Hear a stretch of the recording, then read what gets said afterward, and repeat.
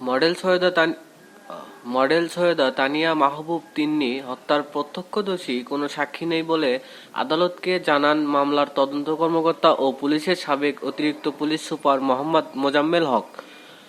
আলোচিত হত্যা মামলায় আসামি সাবেক সংসদ সদস্য গোলাম ফারুক অভির খালাসের রায়ে এ তথ্য উল্লেখ করেছে।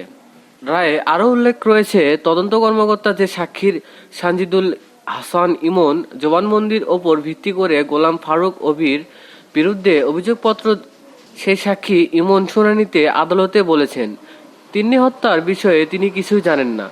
অভির সঙ্গে তার কোনো কথা হয়নি, দেখাও হয়নি। রায়ের তথ্য বলছে, কোনো সাক্ষী বলেননি তিন্নি অভিকে বিয়ের জন্য চাপ প্রয়োগ করেন বা বিয়ে না করলে মিডিয়ায় অবৈধ সম্পর্কের বিষয় প্রকাশ করে দেবেন। বরং যে তারিখে তিন্নির ঘটনা দেখানো হয়েছে সেই তারিখে তার বাসায় অভি ছিলেন বলে সাক্ষীদের বক্তব্যে প্রমাণিত হয়েছে।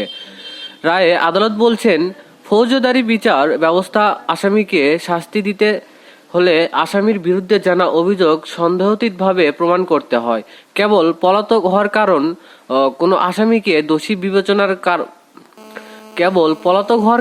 কোনো আসামিকে দোষী বিবেচনা করার কোনো সুযোগ নেই।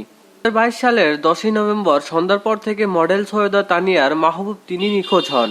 ওই রাতেই বুড়িগঙ্গা নদীর ওপরে অবস্থিত বাংলাদেশ চীন মৈত্রী সেতু 1 এর নিচে তার লাশ পাওয়া যায়।